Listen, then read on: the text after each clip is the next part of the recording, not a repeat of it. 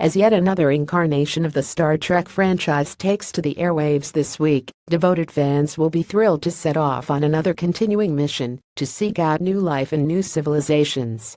But why do so many of those aliens always look humanoid? The reality is, when we do contact civilizations from other worlds, chances are they will look nothing like us.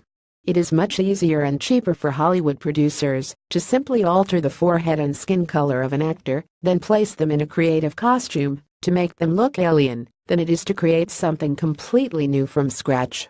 The original Star Trek series tried a few times with creatures such as the Horta, which were silicon-based life that could move through rock like fish swim through water.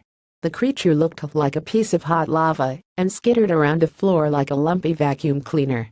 So most intelligent alien creatures in Star Trek, whether they be Vulcan, Romulan, Klingon, Cardassian, Ferengi, or Borg, look like us, with one head, 2 arms and 2 legs. And they all speak English. You might also notice that whenever the crew beams down to the surface of an alien planet, the weather is always really nice.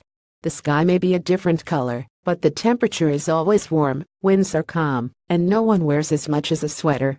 Sophia Boutella left, and Simon Pegg appear in a scene from Star Trek Beyond. Kimberly French, The Associated Press. This is not what the universe is like.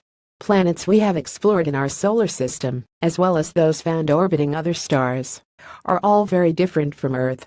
They are either searing hot like Venus, giant balls of poisonous gas like Jupiter, or as we've discovered outside our solar system, there are planets so close to their star one side is permanently baked, while the other is permanently frozen. The hunt for an Earth-like planet is on, but even when we find one with liquid water and comfortable temperatures, it will still not be exactly like Earth.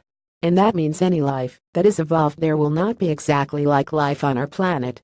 Famous paleoanthropologist, the late Stephen Jay Gould, said Homo sapiens are a tiny twig on an improbable branch of a contingent limb on a fortunate tree.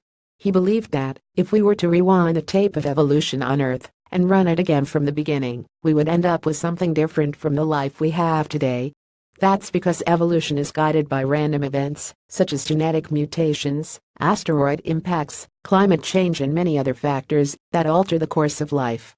There is very little chance that the sequence of events that led to humans to evolve on Earth will take place in exactly the same order on another planet. The search for life, so the possibilities of what that life could look like are endless. Just take a look at the variety of life in the ocean to see how many forms it can take. The octopus, for example, is considered to be very intelligent.